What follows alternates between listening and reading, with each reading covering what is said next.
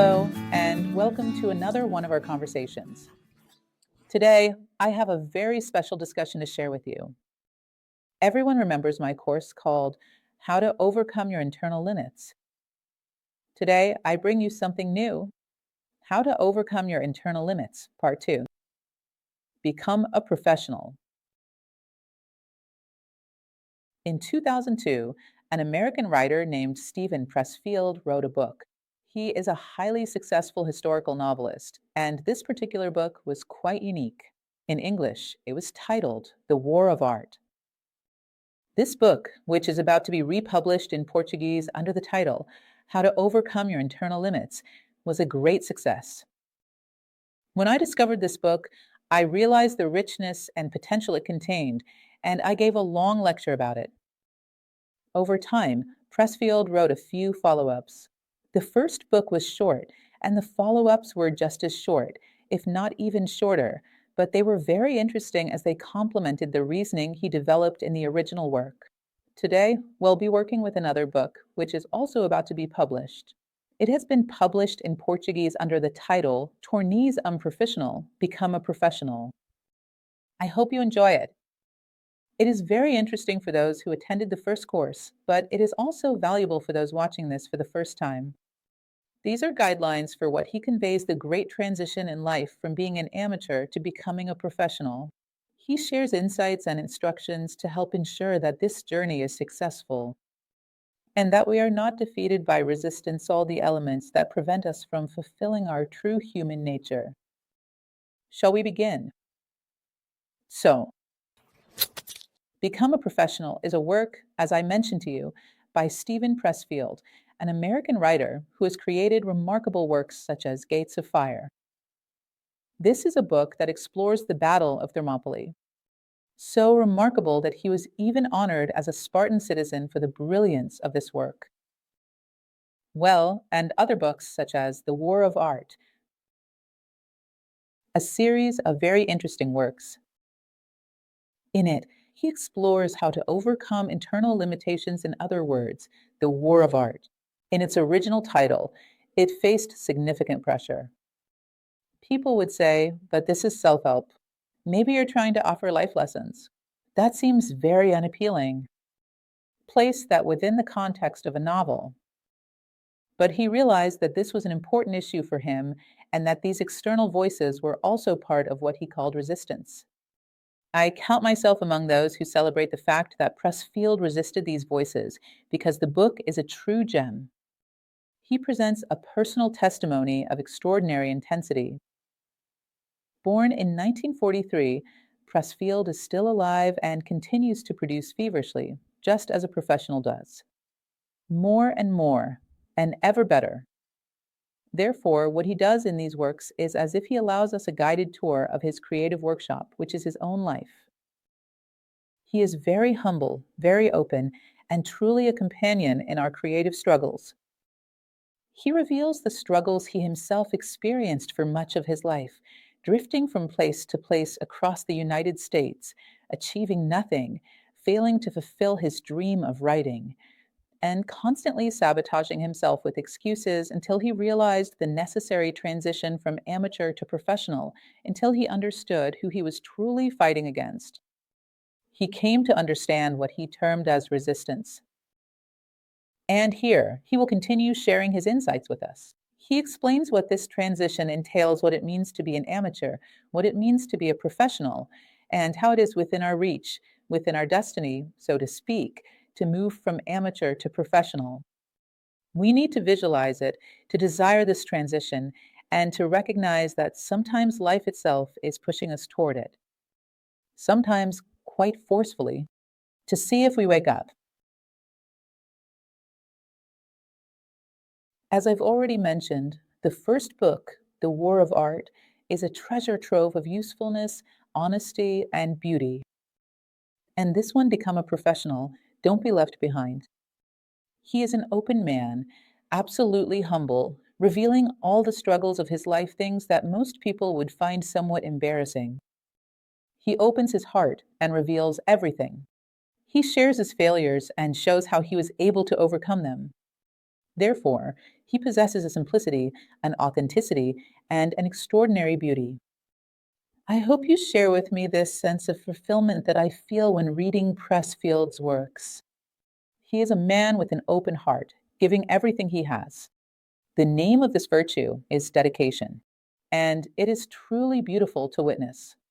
Even more beautiful is the attempt to emulate it, not in the exact way he did, but to adopt the idea, embrace the practice, and apply it within the context of our own lives. Welcome to a journey from amateur to professional. Well, the follow up Turn Pro was written in 2008. He wrote several other works that carry the same essence. We chose to start with this one as a continuation due to the urgency of the topic, so to speak. The necessity, a man who maintains a professional commitment not only to his craft, but to life itself, is a man who is solid, well structured, and far more resilient in the face of adversity. And in times of adversity, this becomes urgent, something essential to understand. I would even say it is a matter of life and death. So we chose to begin with Become a Professional.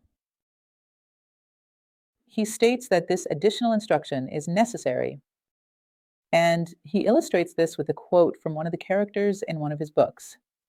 One thing is to study war, and another is to live the life of a warrior. In other words, one thing is to read his book and find everything very appealing. But as Blavatsky used to say, honor the truths through practice. Or, as Socrates used to say, only the knowledge that makes us better is useful. When you start transforming this knowledge into practice, doubts arise. Cruz y Souza emerge, elements of indecision appear. Therefore, he had the generosity to continue guiding those who had already decided to set foot on the path and begin their journey. So, become a professional. It is for practitioners, for those who truly want to make this transition. It is no longer just a theory. He begins by teaching about the importance of being professional and how this is connected to self control, something we do not seek much nowadays and rarely possess. I do not exclude myself from this. It is a journey of achievement, very arduous and very challenging. The issue is that in our current cultural moment, we even encourage a lack of self control, as if it signified strength, a strong personality, or something of the sort. We do not understand that lack of self control is a weakness, and therefore we do not fight against it. Oh, I lose control. People sometimes take pride in saying, I lose control. You should be proud to say, I become truly human, because that indeed is difficult. Becoming like an animal is very easy. We are already born with this instinctive kid. All it takes is letting it loose, just loosening the leash. Isn't that right? I become truly human should be our source of pride, not the other way around. He will then say that the duality between amateur, professional, this transition depends greatly on self control and our ability to resist things like fear first and foremost. Fears come in many forms, and we will discuss them, as well as physical and psychological addictions, which often have fear as their root cause, their driving force in how they arise and take hold. It is a form of self sabotage that prevents us from fulfilling what we are meant to do, so that we do not face the task of fulfilling our life's mission. Thus, fear creates 1,000 detours. It manifests in some of the addictions we develop. These are not limited to physical addictions, though they certainly include them. Alcoholism, drug use, these can also serve as an escape and often do. But psychological addictions, those are truly insidious because they victimize almost everyone. Then it speaks about false careers. In other words, I choose a career that symbolically reminds me of what I truly wish to do, but it is not actually what I want to do. And by dedicating myself to it, I pretend that I'm fulfilling my true life's mission, deceiving myself and using it as an escape. False careers, emotional dependencies of all kinds, whether on a person, multiple people, a place, an institution, or a job. Emotional dependencies are a way of tying ourselves to a mast, preventing us from moving forward. In other words, I'm bound, and now I have a justification for not progressing. Furthermore, bad habits of all kinds, especially, above all, those that lead to distraction and wasting time. It is the same as opening a trash can and throwing your life inside. You are placing generous portions of your life into the trash, and that is dispersion. Sometimes associating images with ideas helps us a lot. Whenever you find yourself distracted, remember this. The image of opening a trash can in your home, tearing pieces of yourself and throwing them inside. Because time is life. What you are doing is tearing pieces of yourself away and discarding them in an irretrievable way. And used financial resources can be used later. Time cannot. Time is truly lost. There is no way to recover it. So, emotional dependencies, bad habits, victimization. Victimization, in fact, is the most widely practiced international sport. All the problems in the world are someone else's fault. And in this way, I do not grow, but at least I have an excuse. It's someone else's fault. If it's someone else's fault, then they are the ones who need to change, not me. In other words, replacing victimization with responsibility is an urgent and pressing matter. This is an addiction that borders on the calamitous. It steals our lives. The habit of blaming everything on others has a powerful downside. If the other person is the one who needs to change, you remain stagnant. So, this habit of victimizing ourselves, which amuses us so much, paraphrasing Carlos Drummond de Andradius, the first one that must be confronted. There is a Stoic philosopher named Epictetus. He used to say, the extinction of blame marks the beginning of moral progress. So, no one is to blame, everyone is responsible. Each person must take responsibility for themselves. And then we begin to move forward. Taking responsibility for your life allows you to rise and move from where you are to a higher placia, more human place. Otherwise, you remain frozen by life, left behind. Distraction, dispersion. Our technology may have evolved to produce many elements, some of them very positive. But perhaps there is no product as recurrent in our 20th and 21st century technology as dispersion. We could pause and discuss the usefulness of many things we have created, and we will see that they are fundamentally designed to generate dispersion. There is no other apparent benefit within a visible scope. So, we are both manufacturers of dispersion and consumers of dispersion. Postponements, which is the well-known procrastination. When I say I won't do it, my conscience holds me accountable. When I say I will do it tomorrow or on Monday, I soothe my conscience. It feels like I'm taking action because I have already put it on my schedule, except that the scheduled day never actually arrives, as we often joke. I never specified which Monday, from which month, or which year. It'll start on a Monday. Usually this little joke. We take it quite seriously, and it feels like we are actually doing something, simply because we have already put it on the schedule.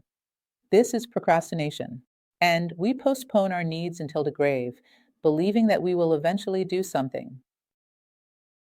And others, always driven, according to Pressfield, and I completely agree, be a powerful dose of selfishness. Selfishness is lurking behind it all. I don't want to take risks.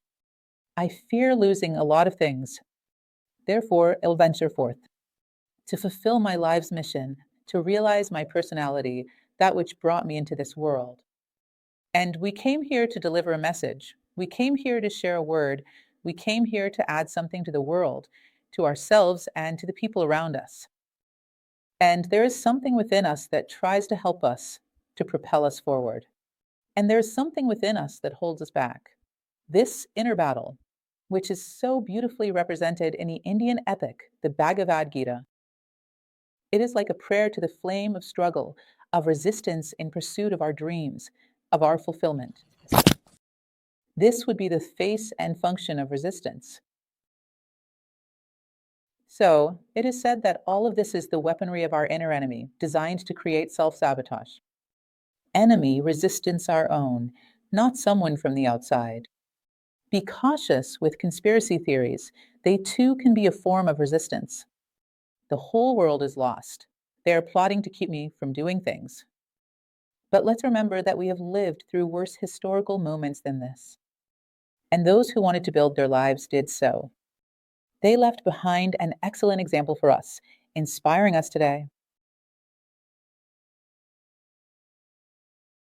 He will talk about three models that we typically use when we'll see to accomplish things, especially when we are unhappy, when we feel distressed, and when life seems meaningless. We usually rely on two responses, but he will propose a third. The first is the therapeutic model. I can't do things because I'm not well. I have physical or psychological health issues. Once I resolve this, then I'll act. Once again, this is a form of procrastination. You never truly heal, precisely because if you were to heal, you would feel lost. On one occasion, Im heard about a person who was begging on the street and had a large wound on his leg. By chance, I met the nurse who was taking care of this person at the hospital, and I found it strange that this person never seemed to heal from that wound. Then the nurse told me that every time this beggar was close to healing, he would flee from the hospital. If that wound healed, he would no longer receive alms. Do you realize that this terrible but true story has parallels with our own lives? We never truly heal from our invisible problems. What if I actually heal? I'll escape from life. So, this therapeutic model is terrible because it keeps us in a state of perpetual fragility, preventing us from ever having the chance to roll up our sleeves and truly start living. The other model is the moralistic one. Am unhappy because I committed some sin, some mistake. Therefore, I am here to atone for that mistake. I am here to suffer, which is also another issue. Let's be honest. We spend a lifetime in punishment and penance, a life of masochism, believing that in a perfectly ordered nature, something or someone was placed in the world solely to suffer rather than to create and accomplish. Some being was exempted from the role of helping nature build what it is meant to build. Some being was exempted from the role of assisting the Dharma, to fulfill its purpose alongside human beings, alongside nature, alongside manifestation. In other words, everyone has their share of participation. No one is exempt. And so, he will propose a new model, distinguishing between the amateur and the professional. It's interesting, priests, that he speaks of many traditions, but I don't recall ever hearing him mention the outliers. He greatly admired the spirit of these people. It closely resembles the way the Inca greeted one another at the height of the Inca Empire. It was Ame Lulla, Ame Sua, Ame Killa. Do not be a liar, do not be a thief, do not be lazy, as they would say. A man may have whatever problem he faces, any physical ailment, any health difficulties he endures, will be adding to his suffering an even greater pain, the pain of not being useful. So, within his limitations, he would still take part in building society, fulfilling a role that is both necessary and possible. Will be adding to his pain the sorrow of not contributing to anything. It was a spirit of work. It is a privilege to contribute, to make a difference. Delivering one's message to the world is so essential that its absence becomes the greatest suffering that can be inflicted upon a person. But today, we no longer understand this. We no longer think this way. We operate under the law of least effort, equating it with happiness. He will then say that being a professional is free. It does not require you to take any courses, nor do you need to buy anything at all. However, it does come with a significant emotional, psychological, and spiritual cost. It demands that many of your fears be confronted, if not all of them. And it requires you to have the discipline to keep moving forward once you have set foot on the path. From this point onward, inexorably. Of course, it is like a car. If you buy a very good car, a 4x4 for example, you know that on a paved road, it will run very well at a certain speed. On a very bumpy road, you will have to slow down to X over 10, but in neither situation does it let you down. It is good precisely because it is capable of overcoming challenges that others would not. It crosses flooded and rough roads and reaches the other side. Human beings must have this same ability.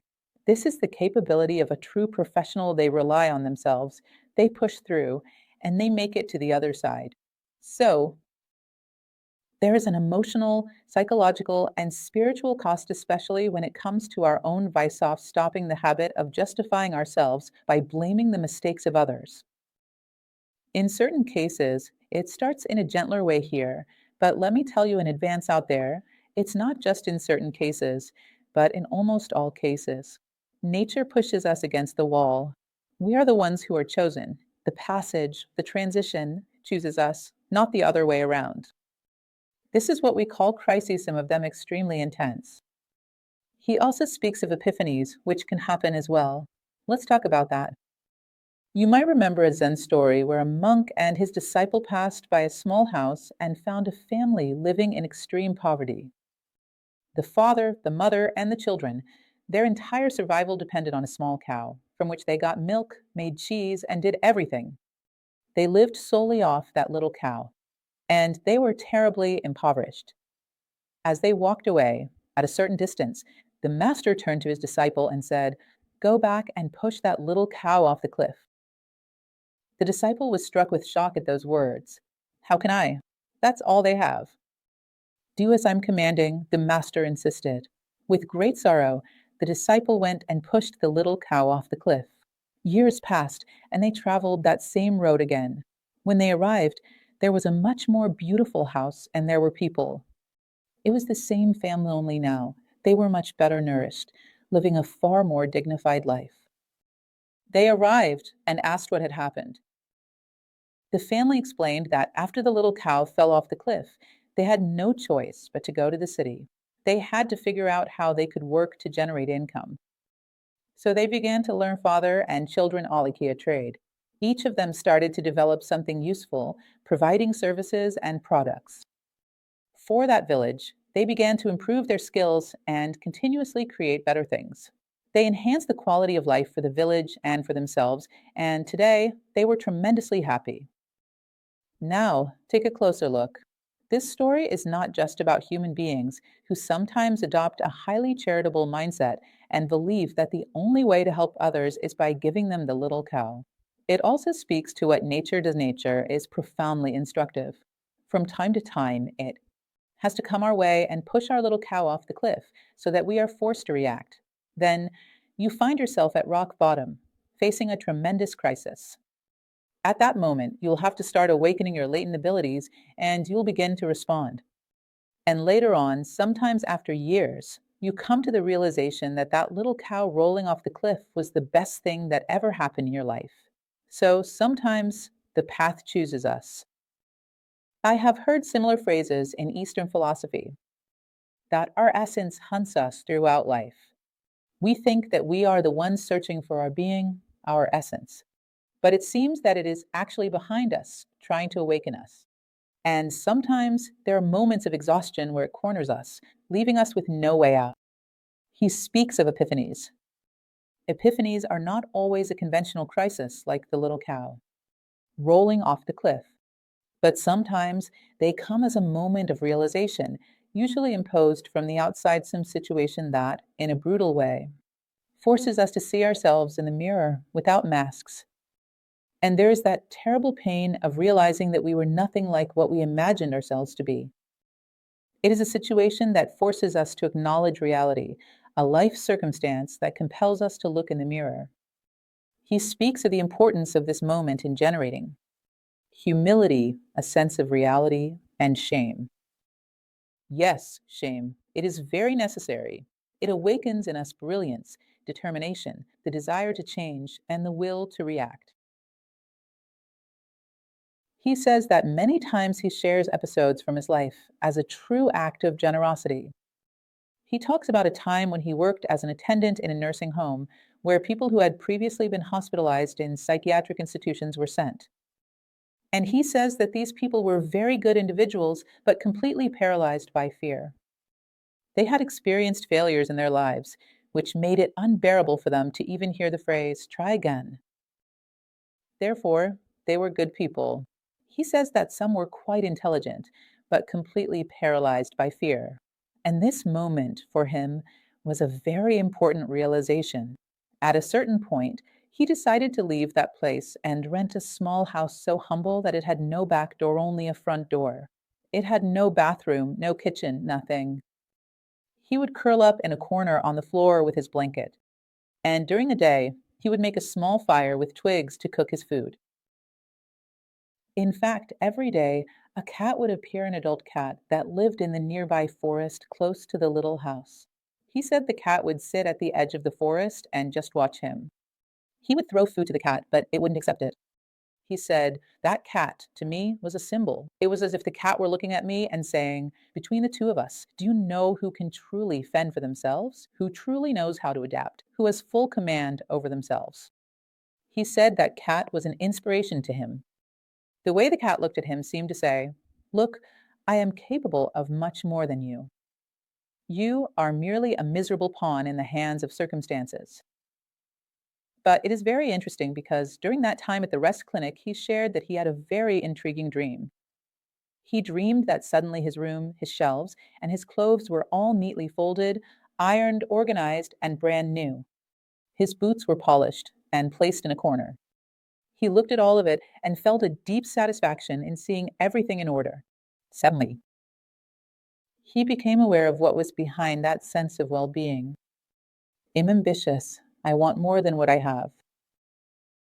He says, "Look, of course, ambition as a guiding principle in life doesn't work, but ambition, at a certain moment when we are stuck in mediocrity, is a good sign of our soul's reaction. Oh, I wanted to be more than this." And how the culture around us sometimes condemns this kind of dream, this kind of epiphany that he experienced through this dream. Ah, who do you think you are? Do you want to be better than your peers, better than your family was, better than your social circle? Look, that is a sin. You're being too ambitious.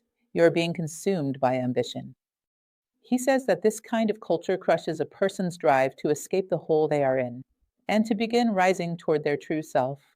So at that moment, he had this feeling: I'm ambitious. I would like to have a life that is less miserable than the one I have now. He recognized this reaction as something legitimate, as a calling from his soul to break free from complacency and start taking action. Situations like this, sometimes even more complex, can be a kind of epiphany. And we feel that it happens when we understand the message, when it humbles us, when it makes us think, wow, even in a dream, I have more dignity in my dreams than I do in reality. I don't mind that my clothes are old, torn, dirty, and piled up. In my dream, I feel proud to have things that are clean, ironed, new, and neatly folded. In other words, I have more dignity in my dream than in reality. It becomes an epiphany when it hurts, when it humbles us, when it stirs our will and says, look, react. That's when we truly understand that dream. Carl Jung once said that, in general, we may have certain dreams in our lives that serve as driving forces, pushing us forward. Dreams that are epiphanies. And he considers this one of them. A dream that revealed he wanted more than what he had. There was this level, perhaps ambition isn't even the right word, this deep yearning for dignity, a longing to see that place. He imagined it didn't exist. So, from that moment on, he began to shape his journey, though it wasn't a swift one. From that point forward, there was no immediate change. He is going to talk a little about the concept of a false career. He says it is very common for people to get involved in a false career, which is a parallel, a metaphor for what they truly wish to do.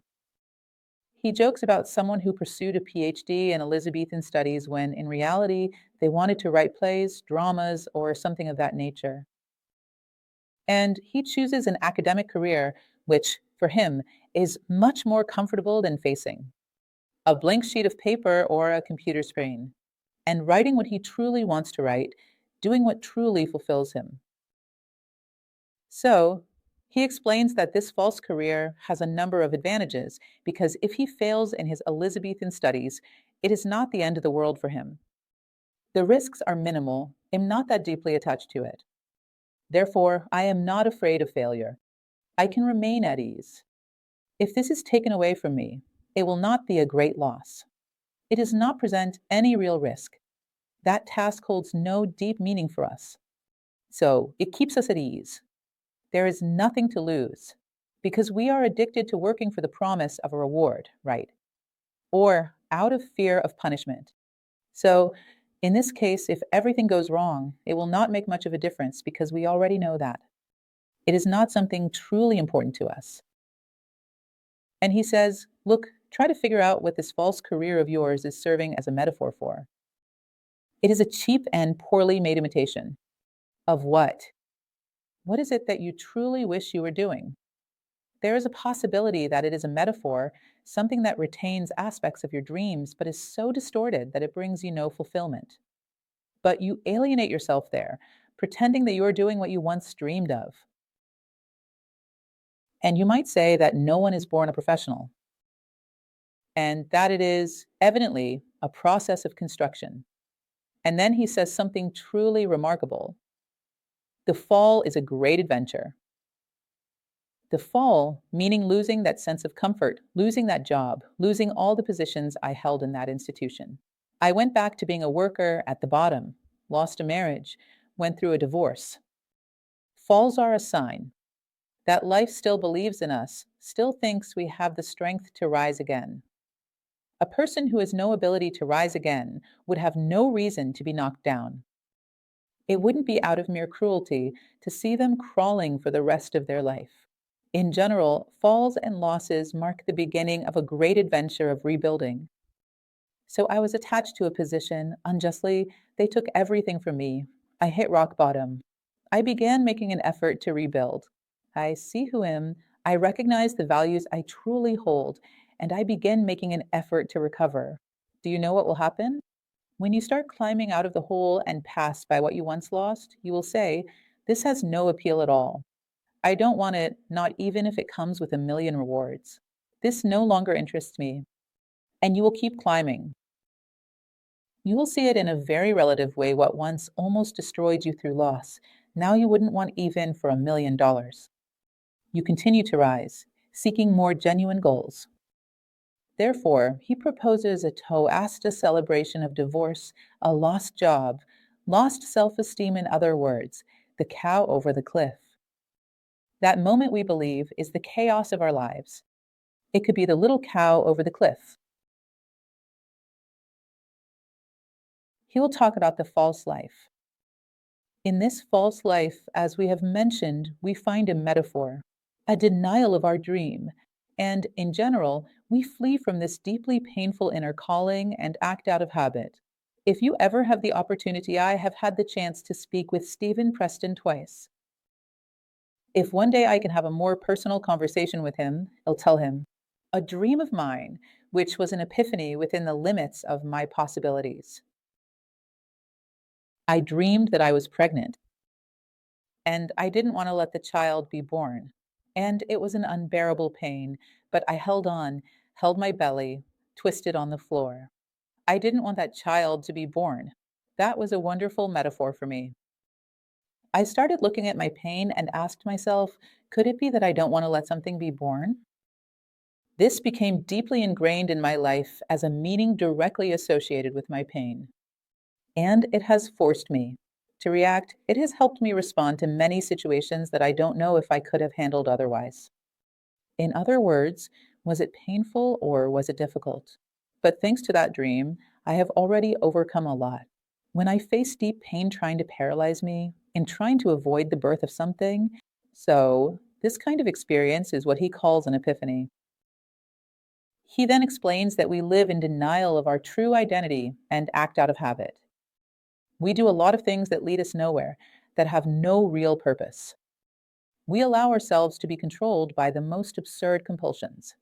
And the result of this is that we become trapped, unconscious, and directionless. An amateur is not just someone who has just started and will eventually become a professional, but rather someone who remains an amateur for too long sometimes for their entire life. That person is an addict. He is addicted to fantasies, addicted to distractions that prevent him from building something solid. He fills his time with addictions so that he has no time to reflect on his own life.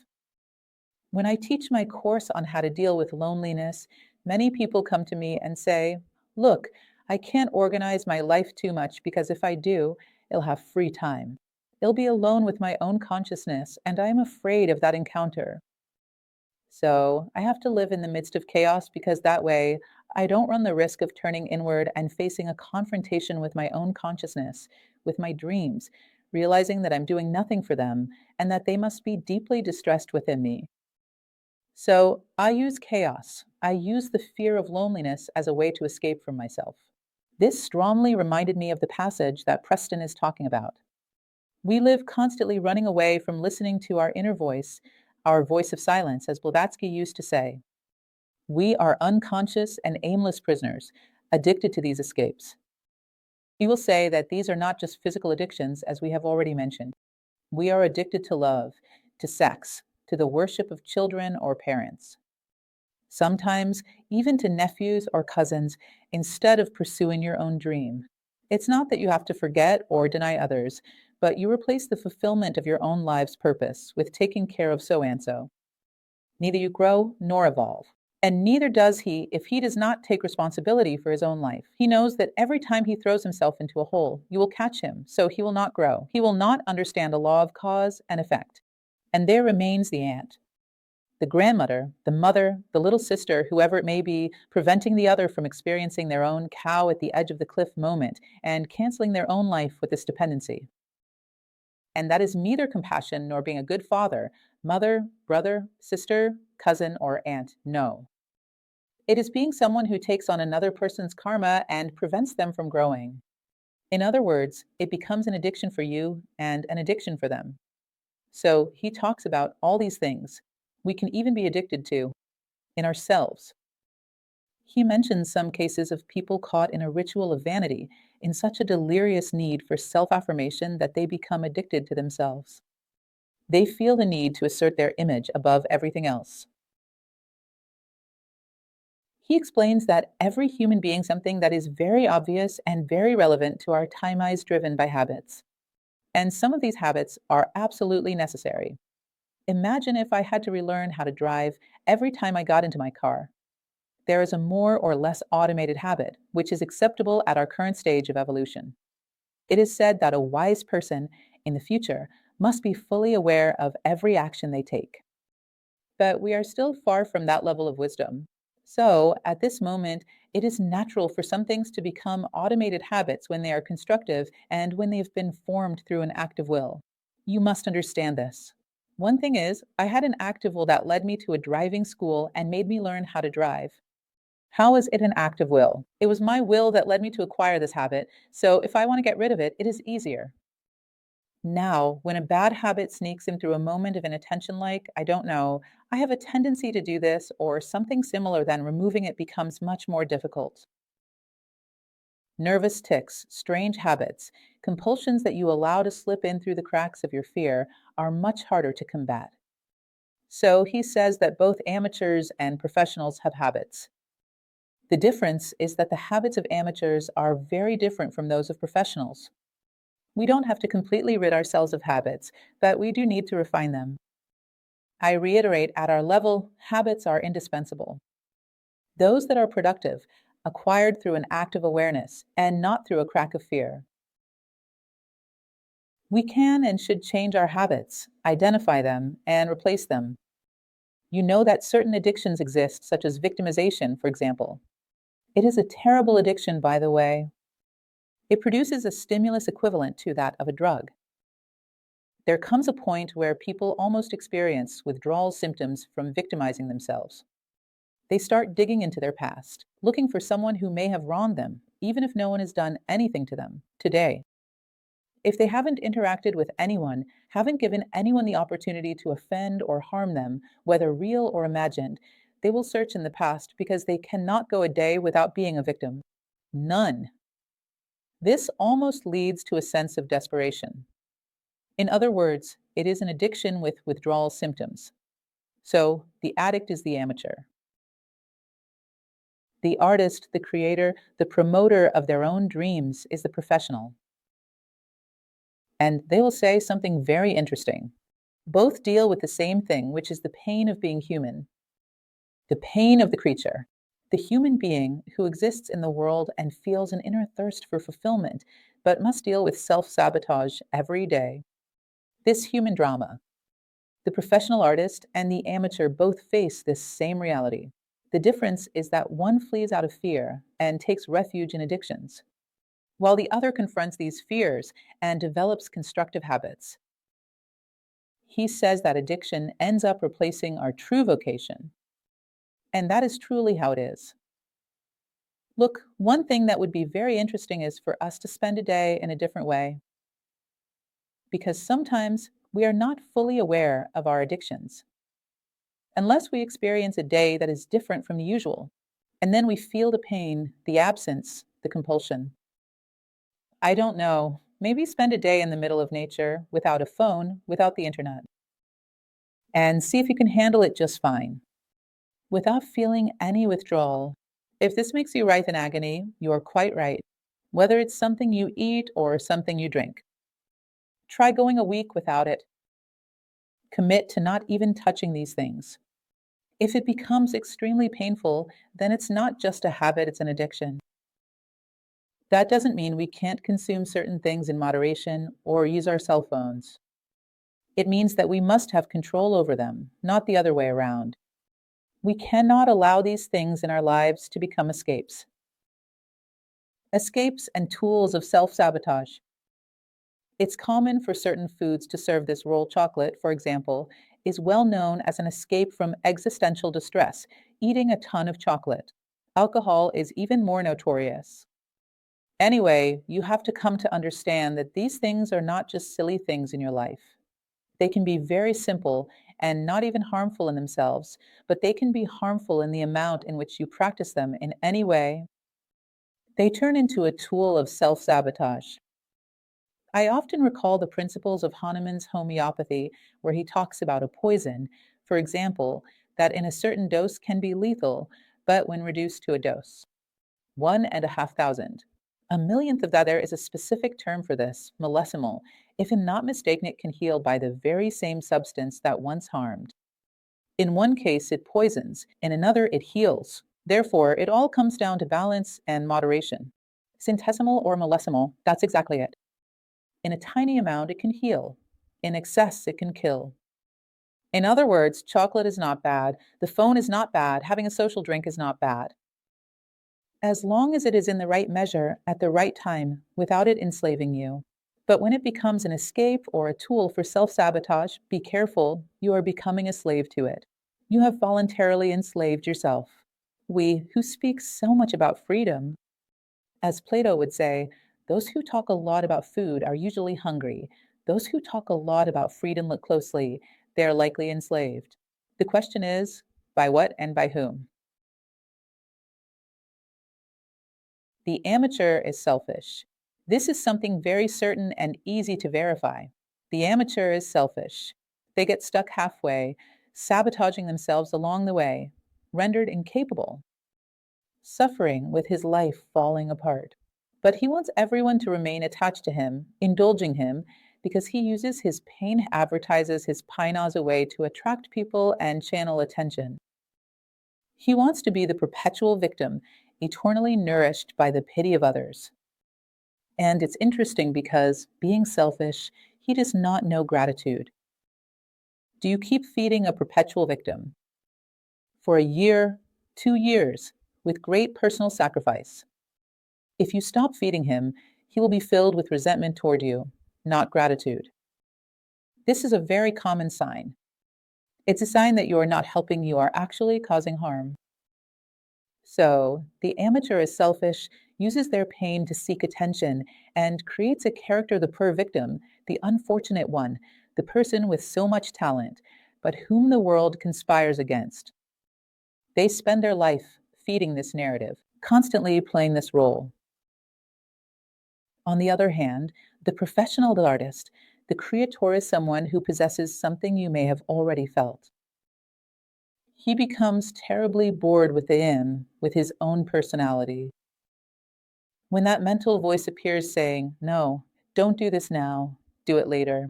You deserve a break. You've worked too hard. Let's sleep a little. Let's grab a snack because you didn't eat much at lunch today." No, let's do something else instead.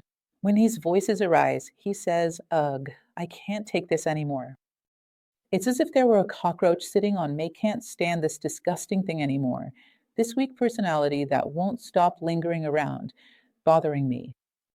If it were a person, I would throw them out the door and slam it shut behind them. If it were an animal, there wouldn't be one that stayed by my side all the time, whining and trying to get in my way. Because I admit that I do this to myself. At the very least, I have self compassion, self pity. Because if I have pity for myself, I can have it for others. If I don't have pity for myself, then pity for others becomes mere assistance, sometimes even demagogic. So let me have pity for myself. I can't take this endless whining anymore. Enough. That's it. Silence. I want to do what fulfills me. The world is speaking badly about you. Arc of the principle. 7 billion human beings are speaking badly about me at this moment. Did I die? No. Is my work still ahead of me to be done? It is. Then let's move forward. Let them talk. It's good they have something to discuss, right? I wouldn't want to leave them with nothing to talk about. They've already spoken. They've already done what they wanted. I often use this approach accepting loss. People will say that you don't fit into contemporary thinking. They already have. And honestly, they might be right. I really don't fit in. They've already said it. I accept the loss. Is there still work to be done? There is. Let's move forward. Understand this? Because all these manipulations of our personality, they say when you ask for something, just say, I accept, I've already lost. And then, what's going to happen? Nothing? All right then, let me keep working. I've already accepted the loss. Oh, the world is going to turn against you. It already has. It already has. Let me stay quiet. No, it's actually good that no one is watching me have more privacy.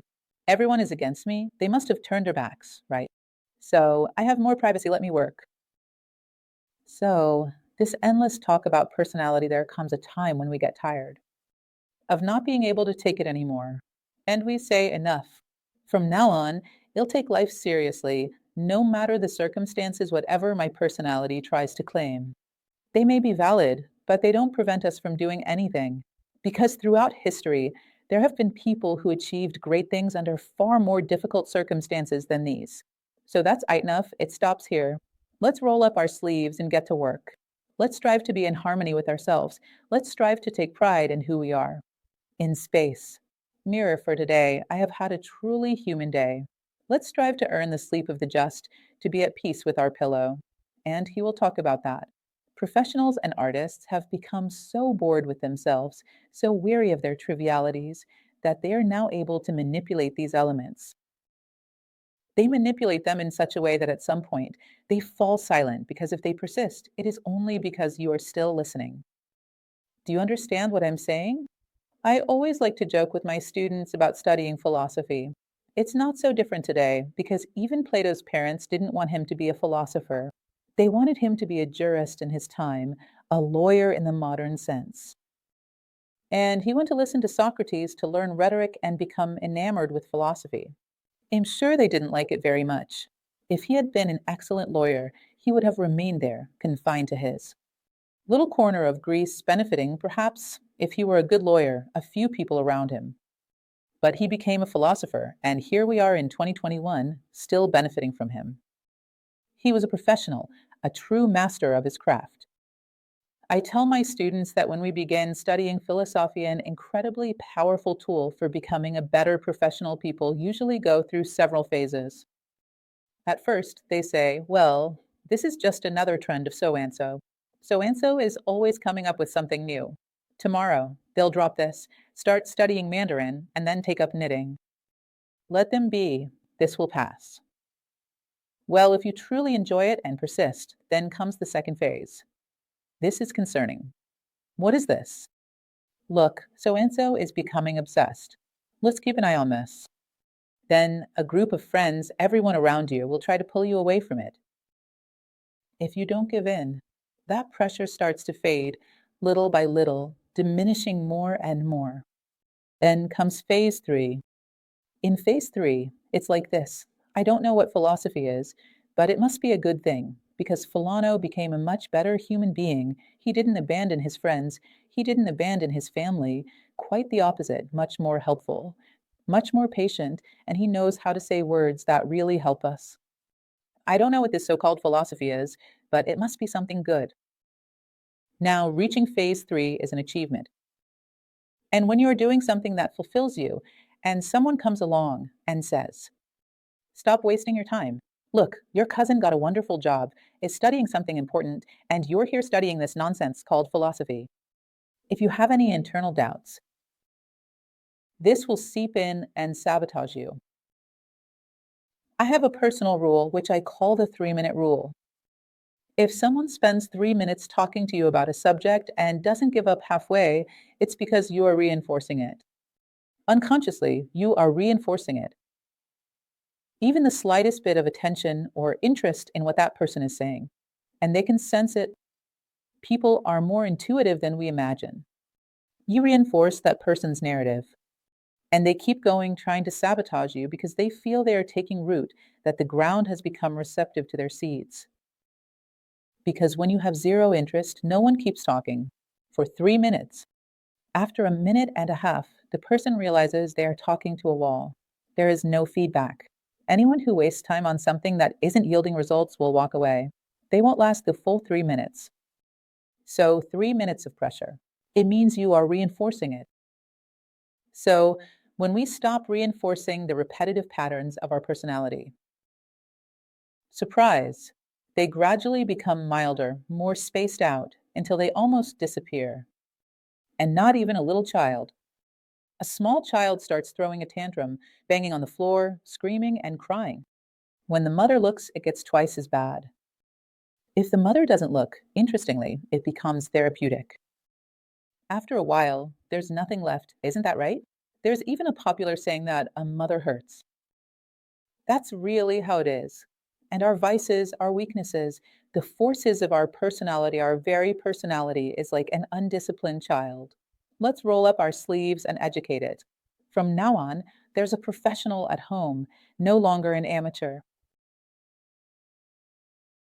Continuing on. When we can't bear the fear, the shame, and the self recrimination we feel, we then start looking for a vice. For what? To avoid thinking. Today we have, as I've already mentioned, technology has helped a lot.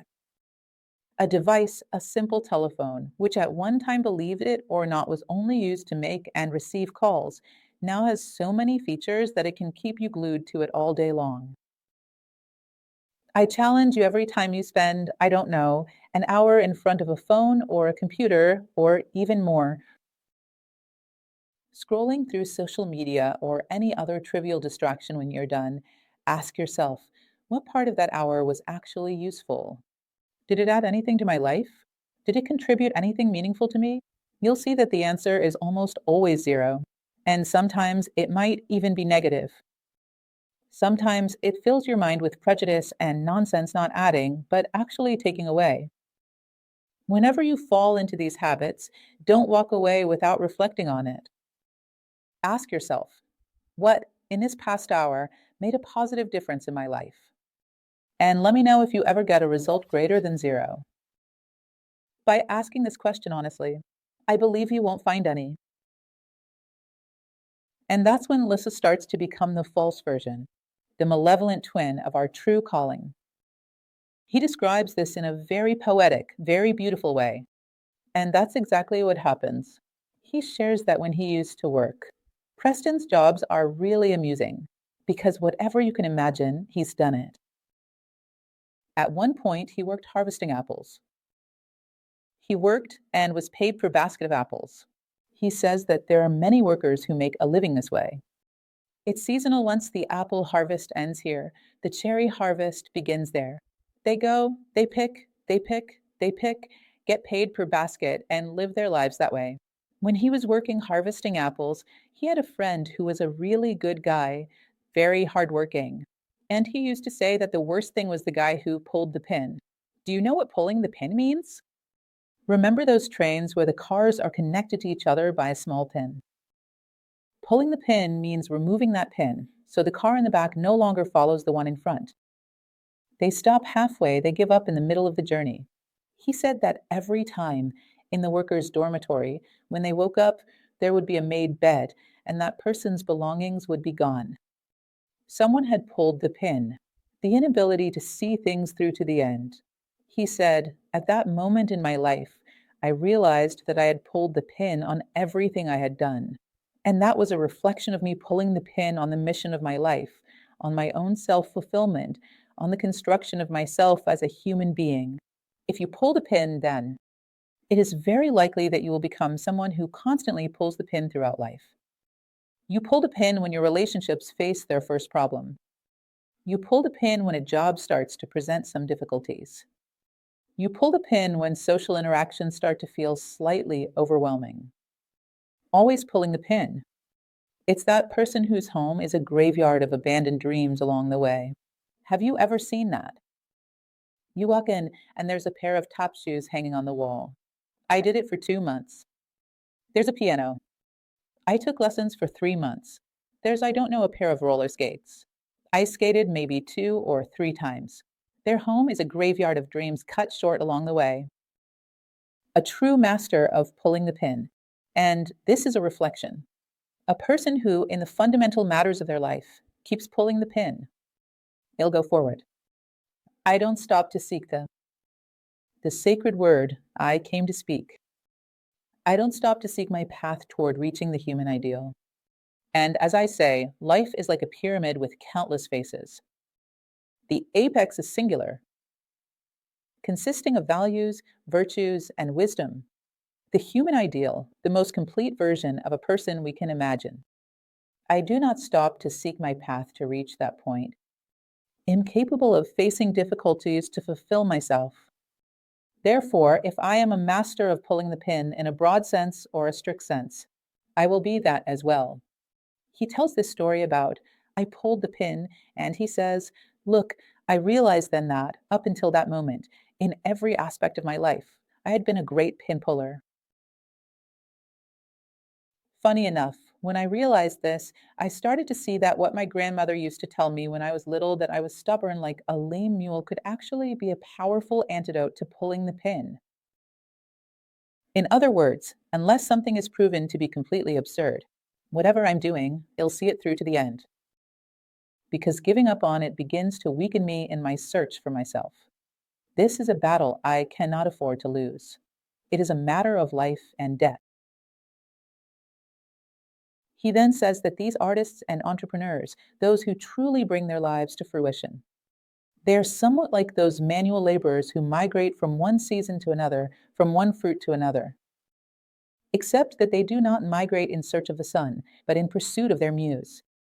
We chase after the muse, we chase after the fulfillment of our life's mission, that message we came to deliver to the world.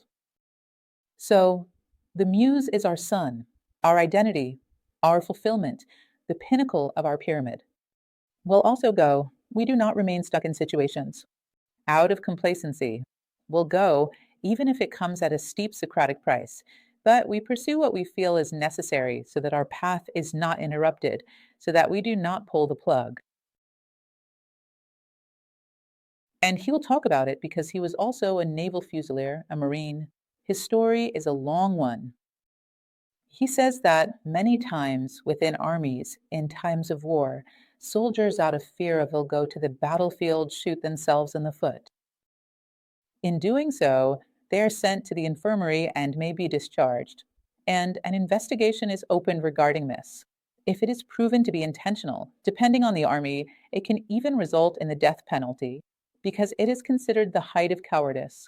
Well, I won't talk about the war situation, but he says that this idea of shooting oneself in the foot to avoid doing something is a deeply ingrained psychological habit. I agree. It's like a person who nurtures their problems, and when they don't have any, they create them.